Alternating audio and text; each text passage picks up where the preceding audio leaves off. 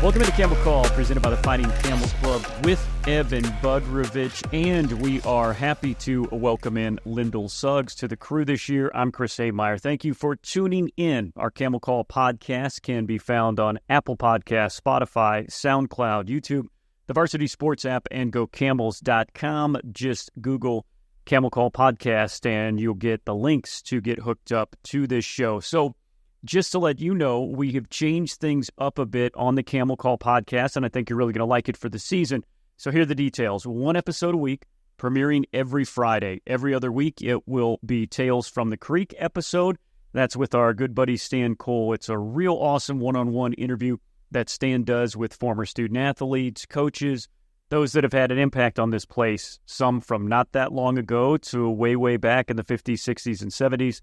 And whether you have followed Campbell Athletics for a while or not very long, it is a really, really great podcast. Stan, of course, a student here in the 80s, then came back to work here not too long after graduation, still working here, and he's really a touchstone to the last 4 decades here. It is fun. And then once a month, it will be Camel Call Live. That will be a recording of our live podcast that we do with Campbell head coach Braxton Harris once a month from Napper Tandy's in Antwerp, and then this show here, Camel Call, where it's a little bit of a roundtable. Going to be a roundtable. It's me and Evan that have been doing it and plowing through all of the sports and all of the changes and getting you set up of what happened, what's coming up. And now we're going to add Lendl Suggs, who, as many of you know, a student broadcaster who has done pretty much every sport here, both on the radio and on the streaming side with Flow. He is now a grad student for us in the broadcast department, so he is doing the same things, even a little bit more. He will join us, and usually not pictured today, you won't hear Zach Burley, but Burley is now a full-timer here, the head of our creative department. He was a student broadcaster that has turned professional broadcaster that has still done stuff with us. So, with that, Evan Budrovich, I'll let you introduce yourself for those new people that don't know who you are, another legend here in Camel. A lot to unpack in that open. Yeah, that's a lot. Great job, Chris. So Stan Cole's podcast is like the fireside chat with FDR.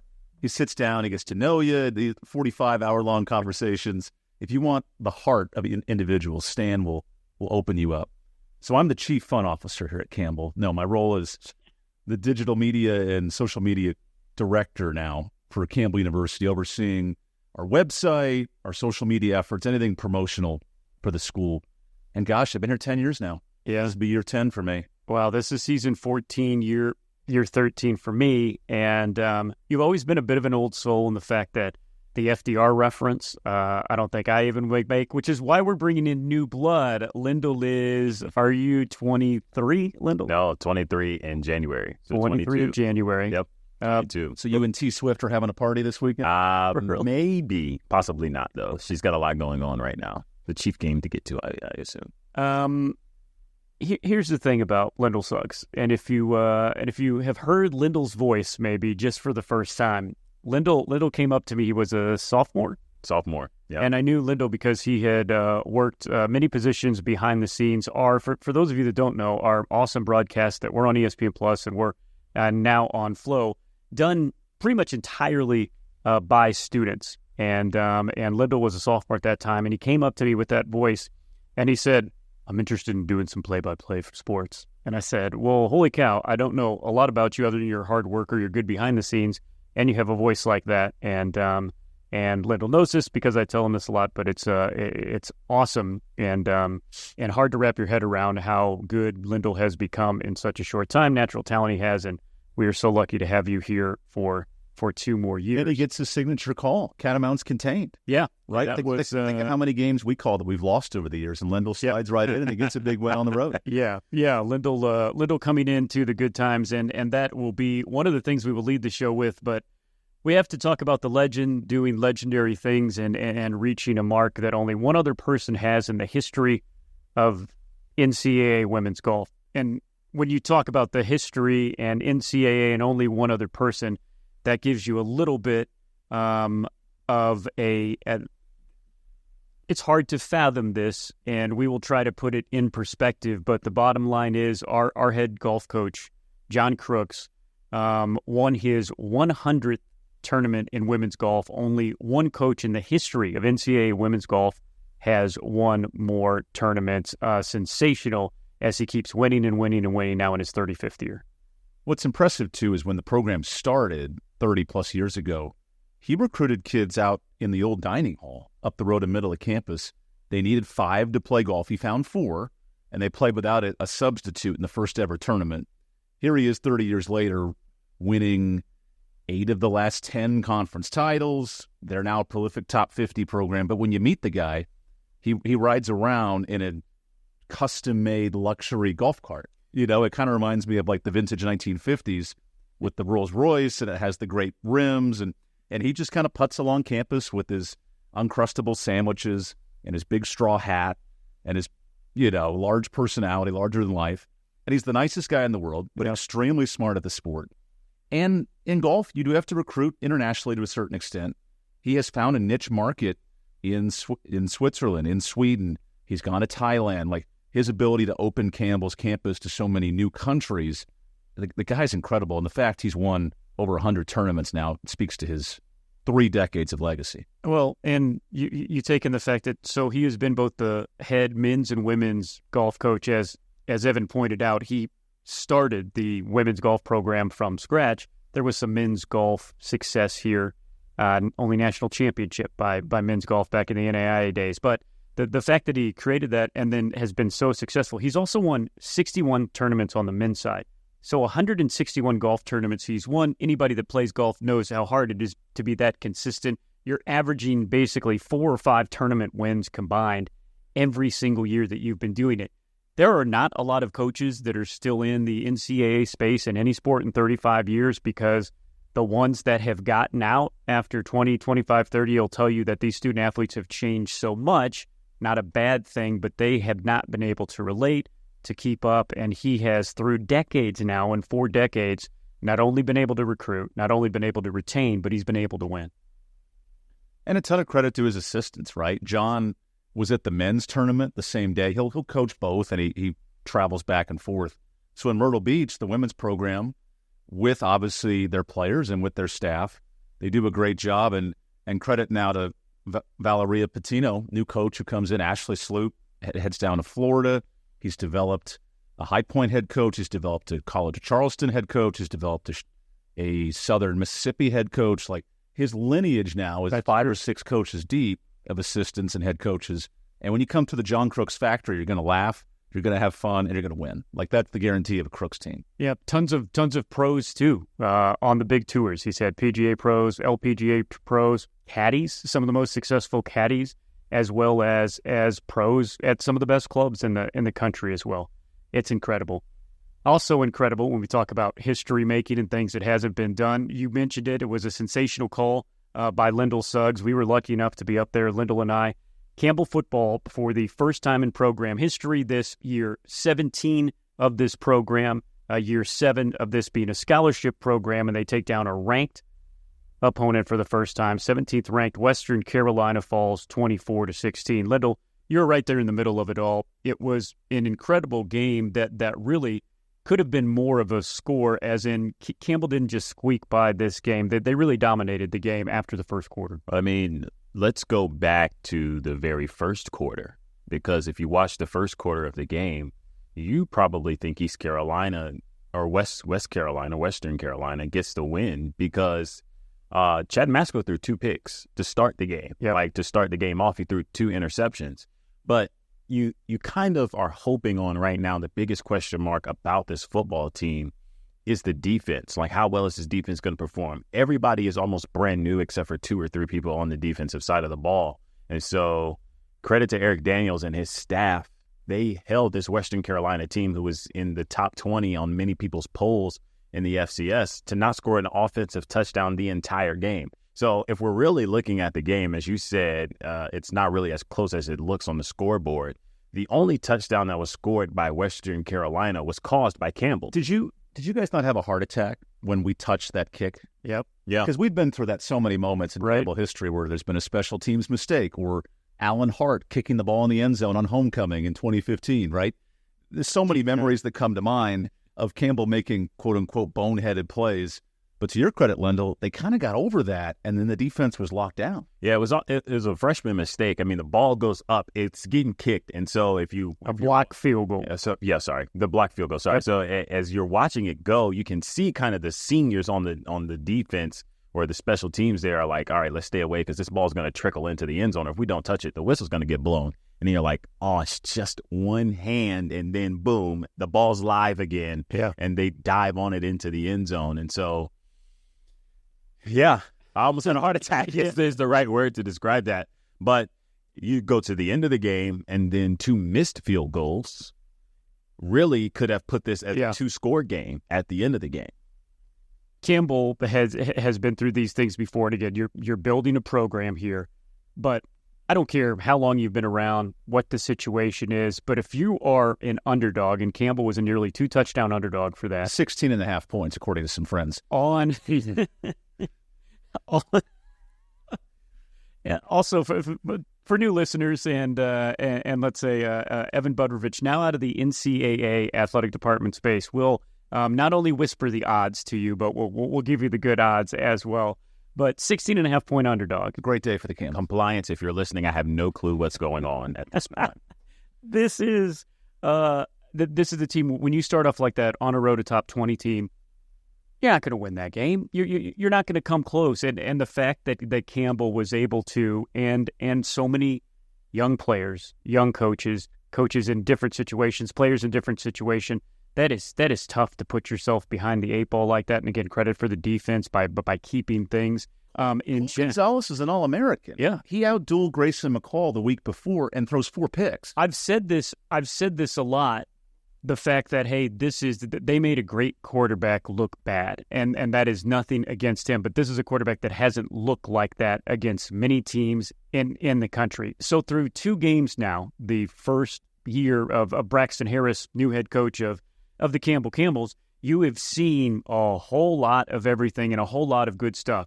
You go up to Liberty. How are you gonna perform against one of the best teams in the nation last year, coming off the Fiesta Bowl in a hostile environment? You do pretty good. You're leading in the second quarter. You're down 10 by the third quarter. You do everything you can in that game other than getting a huge upset. And then you go on the road to a Western Carolina team. You take advantage of their mistakes. You make them make mistakes. And now 2 games in, you've beaten a ranked team. You got yourself a good defensive coordinator, a good offensive coordinator, and you got yourself a lot of dudes that can play. We talked about goals in the spring when the schedule came out. Campbell needs to avoid the 0-3 start, and they have to show signs on either side of the ball. Well, defensively, very elite. 1 shutting down Salter and Liberty, and then 2, obviously, Gonzalez.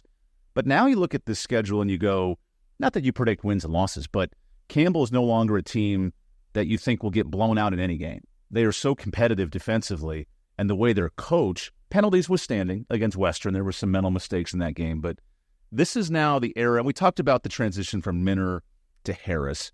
Minner teams were always talented. They always had heart and hustle, but there were a lot of mental lapses that led to some key missed moments. I think the discipline of this Harris team is starting to come out, and the competitive nature of the team.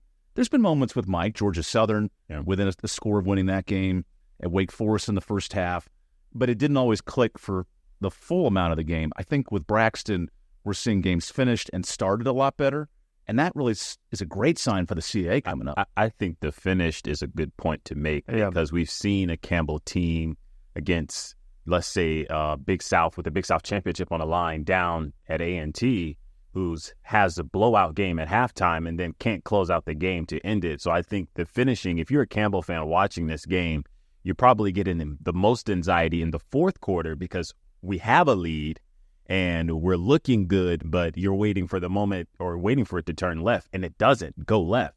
The two missed field goals probably give you a heart attack, and it coming down to the last play probably gives you even more anxiety. But the culture change and the culture shift that we have seen in this new regime really calls for a focus on making sure we not only go and perform well, but finish the job. And I think that's most important when we look at these games, not to mention the importance of this game in the schedule, right? This is a game that you want early instead of in the middle of your conference schedule, where we see Campbell go play 2 conference games and 2 non-conference games. You'd rather it be your second game because if you lose, you can brush it off and shake it off and move on. Yeah, and when you think about this Campbell offense, Chad Masco, he threw 2 picks in 3 pass attempts, and the one that wasn't intercepted really should have been intercepted. So you take those 3 things out, and again, he shows you everything you need to know the fact that he bounced back from that. He's been sensational. So literally, save for those 3 plays, he has made every decision right. He's thrown every ball well, and he's found a star in Sincere Brown. This is a player that's 6'4". You don't see that size very often at FCS. It's a guy that began his collegiate career at South Florida, was here in the program last year, only played 1 game, and he and Chad on the number 2 team, going against the number 1 defense, they really did a connection. And you made a good point when we saw them at the first time. It's like they've been playing together for a couple years. Well, they have been playing together for a couple years. What we saw with Sincere Brown coming out of nowhere, doing well in Liberty, he was double-teamed, triple-teamed sometimes. They played him against the boundary a lot, but then that opened up what Campbell has in returning. A lot of really good homegrown receivers, V.J. Wilkins, Chaney Fitzgerald, R.J. Jackson. These are guys that can catch the ball. They're short, but they can catch the ball. They can run routes, and they can run after the catch. Can we talk about R.J. Jackson? I mean, I think he had 3 targets. He went 3 for 3. But the 3rd target he had, he literally ripped it out of the defender's arms. I mean, he had the 3 toughest catches of the day. So if you want to talk about a dog of the day for the Campbell offense, it's got to be R.J. Jackson, because he caught 3 passes that he should not have caught. The dog of the day. Yep. We did on social media. That's new. Yeah, we're gonna hashtag that. Yeah, and they got a running game too. They brought in Mark Biggins, a grad student transfer from Cal Poly. The offense looks great, and the defense looks sensational. Not our only great Cal Poly Mustang transfer coming in. Think about the wrestling program. Andrew Morgan, All-American from Cal Poly. Yep. Go Stangs. So they have the wrestling and football pipeline that's there. Evan also new to the program. He's from California, so can make educated comments like that. And the defense has been sensational. And this is a good thing, there hasn't been just 1 star on defense. It's not C.J. Tillman making 21 tackles every single game. Everybody has done well. The secondary has done well. Man, Paul Hudson's great to have back. Yep. Missed him for a year when he transferred out and came right back. His defensive line presence, that has been huge for us. Yeah, and those were the big questions, the offensive line and the defensive line. They both have held up well. Also the depth. They've been able to interchange in those spots as well, which has been sensational. And I think the biggest thing, and you never know, okay, it seems like this is an offensive coordinator and a defensive coordinator with some very good pedigree, but these are the most experienced game-wise, level-wise, experience-wise, resume-wise, offensive and defensive coordinator that we have ever had here at Campbell, and it is really, really shown because the play calls on both sides of the ball have been sensational. And I think with that experience, you'll watch the penalties come down, because not only does the coordinators have experience, but the offensive and defensive lines, where most of the penalties occurred, they need some experience with each other. And I think as the chemistry develops along the offensive line, you'll see so many false starts stopping, and you'll see so many hold calls stopping, because these guys are just trying to figure out where their assignments are, the timing of everything, and so they haven't played as many snaps together. Big Mike Edwards with the Bills on their practice squad. Yeah. Tyler McClellan on an NFL practice squad. Like, those are also 2 big dudes to replace as well. I mean, they lost everybody on the offensive line literally, and 2 of the guys are on NFL practice squads right now, as you said, which is sensational. We said this last year. We said this at the beginning of the season. I liked, other than the fact that 3 straight games on the road, but I like how the schedule came out. How do you do against a real good FBS team? You do pretty good. You definitely look like you belong. How do you do against a top 20 FCS team? You will face in this CAA conference. Campbell has 2 on the schedule already, but the teams that are going to be in the top third of this conference are going to be ranked in the top 25, top 20. You win on the road. And then you go on the road to Rhode Island, a team that was 4-4 last year, the same record as the Camels in the CAA. They have gotten better. They've got some dudes. They've got 6'4" and 6'3" as their outside receivers. They're 2 quarterbacks who they flip-flop from. One was a walk-on at Clemson. The other began his career at Virginia Tech. This is going to be a big test. Then you come home, take on a Stony Brook team that didn't win a game last year. They've won one so far this year. A Delaware State out of conference that is up and down, and then NC Central, which is a rivalry game, and NC Central has been one of the better teams in FCS. Yeah, Trey Oliver over the next 2 or 3. Yeah, so one, as you say, you're now looking at some of these games. Man, I don't know what we have that would be really hard to win if we don't have a whole lot. And now you're saying so far, so good. It looks like we have a team, as you say, bottom line is going to be competitive this year. Well, you look at the schedule, and this game gives you hope, right? Because as it stands right now, we have 2 more ranked opponents, but that could shift any minute. And 2 of those opponents are conference games on the road. You've got William and Mary on the road October 19th, and then you go to Elon November the 9th, right now ranked 13th and 22. But you still have Delaware that you got to go on the road for the last road game November the 16th. But then Richmond comes here, who's receiving votes and many polls, so they could be ranked by the time they come home. So there's probably 4 potential ranked opponents for Campbell to face this year. So knocking off number 17th in the second game of the season gives you hope that you can do things. Yeah, it's been a sensational start. And again, this coaching staff did not have a lot of time to put them together. They pulled people back from the portal. They went into the portal and pieced this together, and so far, so good. They will be taking on Rhode Island coming up this Saturday, 6 p.m. Lendl will be here doing volleyball on Flow. I'll be all by myself on the road. It's no Kingston, Jamaica, but Kingston, Rhode Island's a pretty fun place. Nathan Rice, a director of development, they lived 30 minutes outside of Kingston about 10 years ago. So you got to ask him for good recommendations. Name drop there for Evan. And the head of our Fighting Camel Club. Please support the Fighting Camel Club today. That's true. The Fighting Camel Club find sponsors, at least for this first episode of our Camel Not episodes.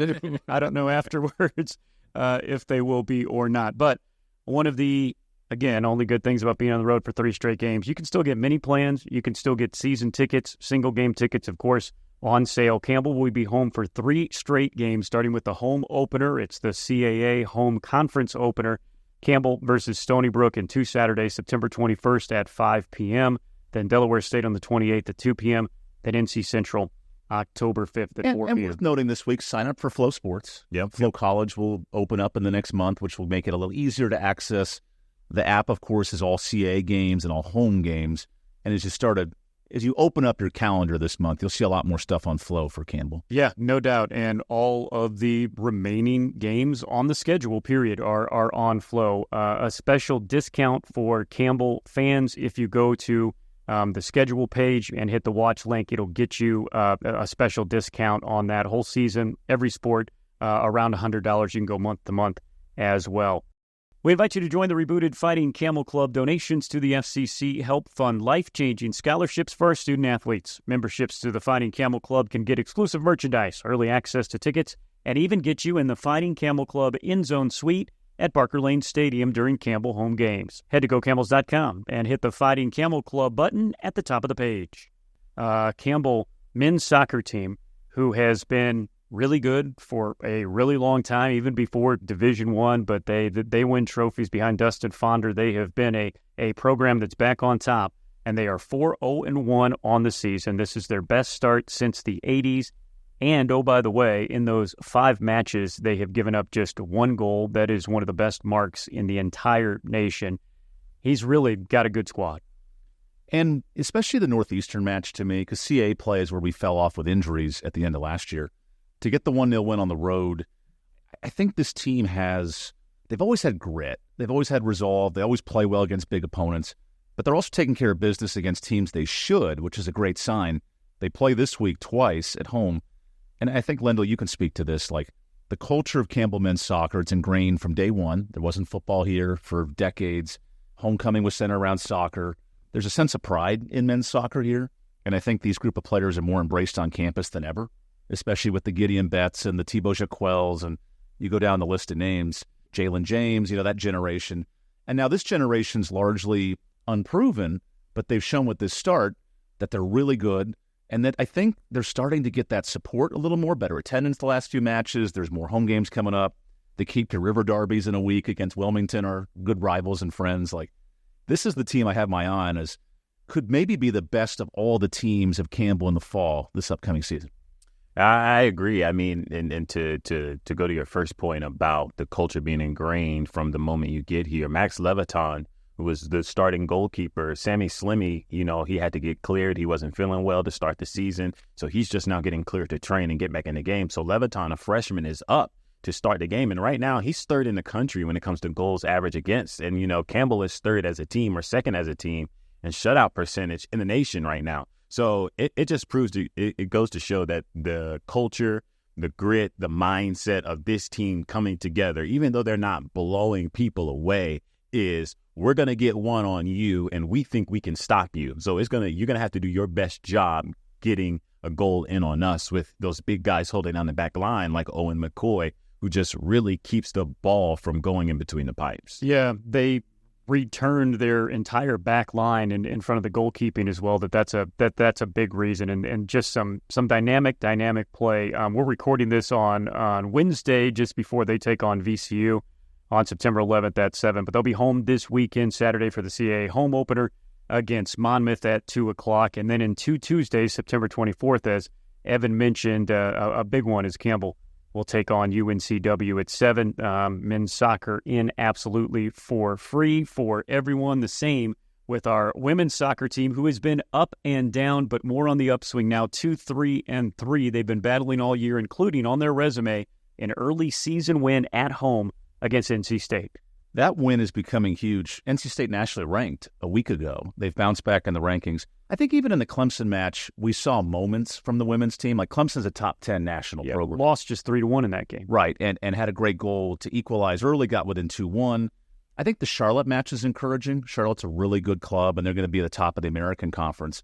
And what I love is when an old Big South foe comes to town, and Lendl called the match, and you send them packing with an absolute camel stomping. Like, that's the way you do it. That shows we've leveled up as a program. And camel stomping is the good way to put it, because it was the first 20 minutes the game was really over. 3 goals in the first 20 minutes, that's demoralizing when you watch it. So you sit back and you go, okay, well, they got one early. Let's see if we can pick it up. Oh, okay. Oh, wait, there's a second. Oh, there's a third.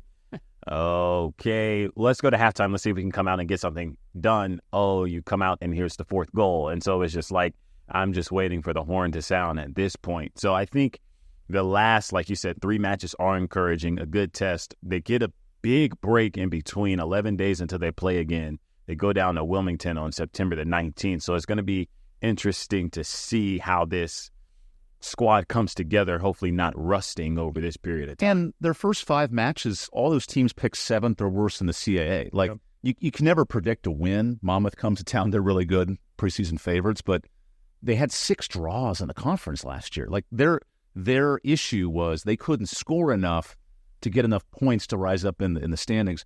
The way the schedule kind of slides out, they get a great draw to start their conference. Yeah, it's sensational what they have done to set up. You know, this is a team that can score. This is a team you think in year 2 of the CAA, much like the men, who had to overcome a lot of injuries last year. We're all just kind of waiting to see what they do. It'll be CAA games here on out after, as Lendl said, that long break, which will be a good thing for this team at this point of the year.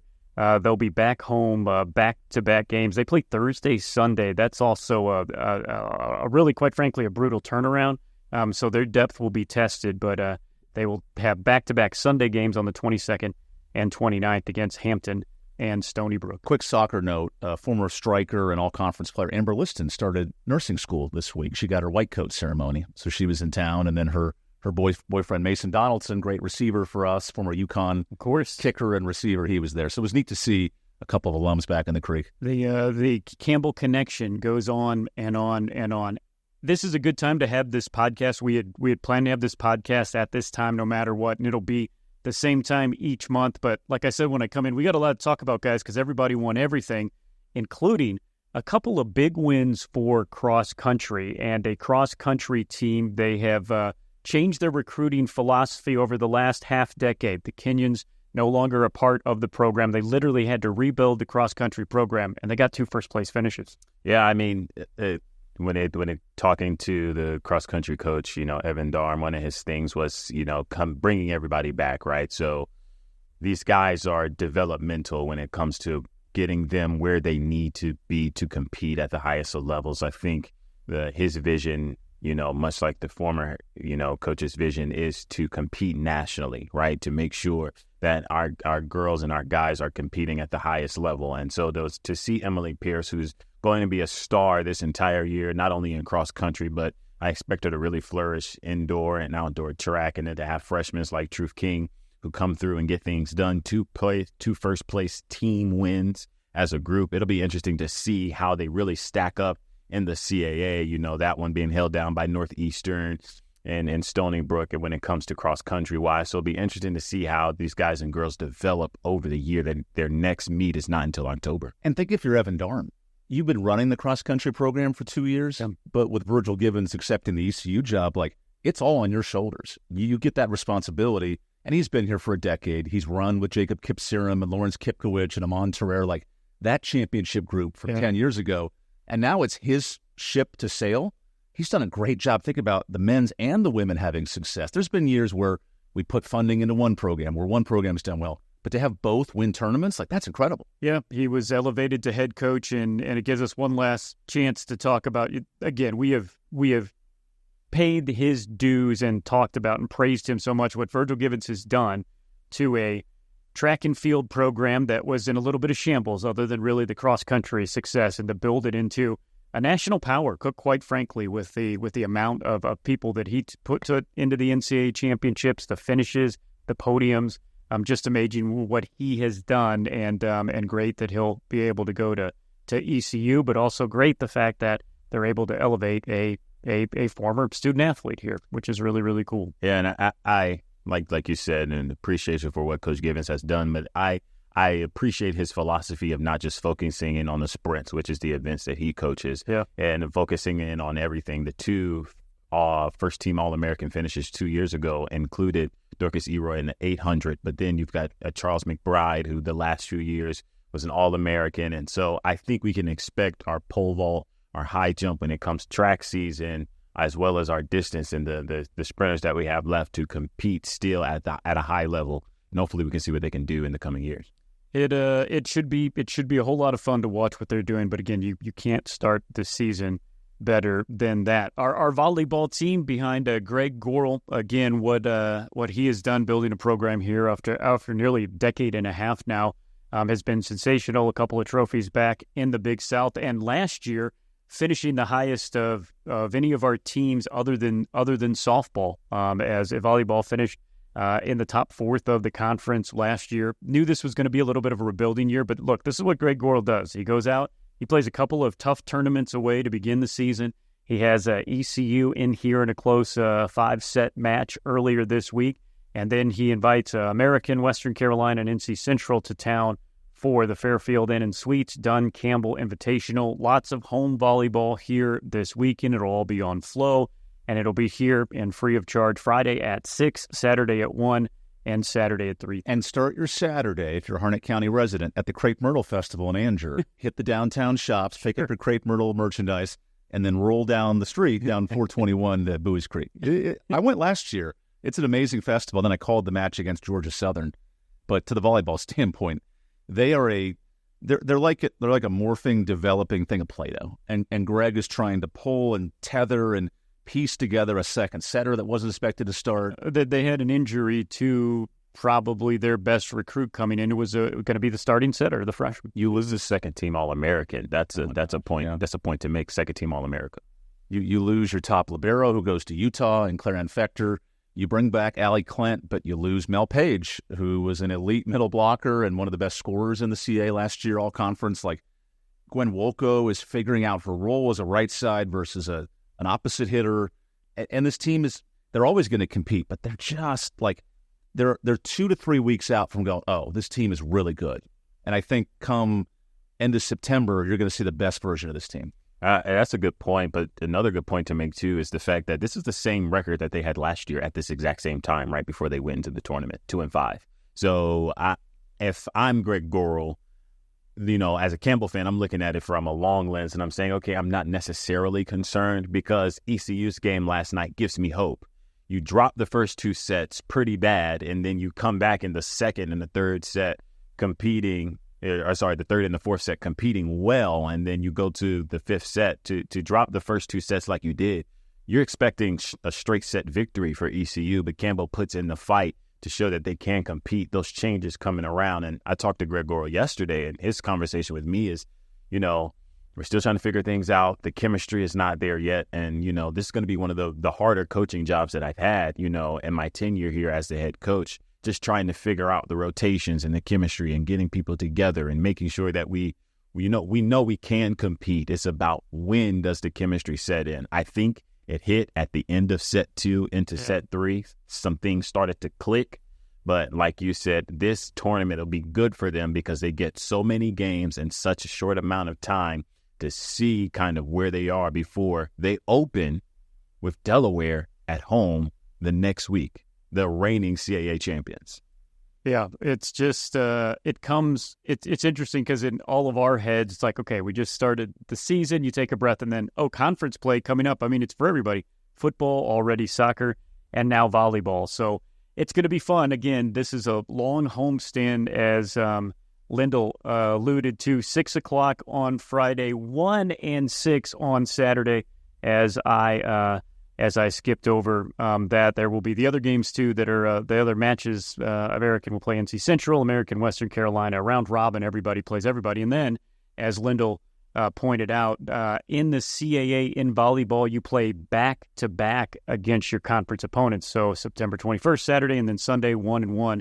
Campbell will play Delaware, then go on the road a Friday, Saturday for Charleston. Everything, all the schedules on GoCamels.com. Everything this fall except football, absolutely free for everybody. Football, 12 and under are absolutely free this year with a paid ticket, and everything's still available. Season tickets, many plans at GoCamels.com, as Campbell football will open the season at home in 2 Saturdays against Stony Brook at 5. But the bottom line is, we wrap all this up, and we've been talking about all the good stuff.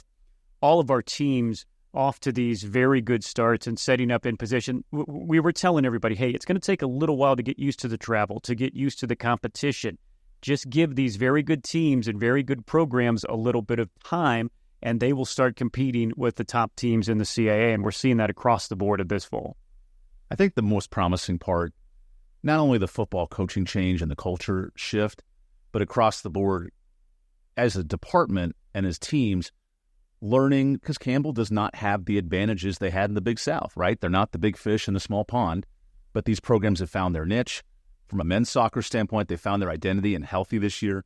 From a football standpoint, just better cultural vibes, more investment, the huge ranked win, and that brings so much attention. And then from these other sports too, like how to be that middle to upper tier team every year and setting that as the expectation. I think that's been shifted now, especially on the soccer side, where you look and go, Campbell's going to finish between 5th and 1st in every sport, and they're going to be in the hunt for a title. And now people understanding that. And with football, it's let's make the playoffs. Let's have a winning record. And that's something we couldn't always have said last year. So that step alone is important for Campbell. I agree. I think coming into the CAA, of course, that very first year is very drastic. So to get the regular season the title with softball was huge. To have volleyball have a good record, track to finish runner-up in the outdoor championships on the men's side, to have all of those things happen. But now we look forward into this year and you go, okay, we've had quite a bit of turnover when it comes to coaching changes in the Cree. We've had a few new coaches show up, especially when it comes to our spring sports. But Campbell has a chance on the men's side, if they continue to do what they're doing in soccer, to host a tournament here in the fall. So they have a chance to do that. Don't remind the streaming crew of that as they check the schedule. Streaming crew, so I just want to remind myself that. To think about something like that possibly happening, to have the softball tournament here in the spring, to have things like that happening around here shows you just the investment and just how much these teams are ready to compete, probably sooner than expected in the CAA. Just a sensational start to the season, and it goes on and it continues. Everything you need to know at GoCamels.com. Next week, another edition of Tales from the Creek here on the Camel Call Podcast. And then in 2 weeks, we'll be back at Napper Tandy's, as we will have our live podcast. Coach Braxton Harris and I also will feature women's soccer. Head coach Jeff Gross will be there as well. That is going to be on September 26th. And if you go to Napper Tandy's, the tater tots and mac and cheese combo were elite last week. So keep an eye out for that next time. Evan also, festivals, food, he'll have all the sensational recommendations for you. Lendl, are you coming back, or are you kind of on the fence? You have a month to think about it. Yeah, we'll decide. We'll think about it. All right. For Lendl Suggs, Evan Budrovich, I'm Chris Hemeyer. Thank you so much for listening. This has been Camel Call, the podcast presented by the Fighting Camel Club.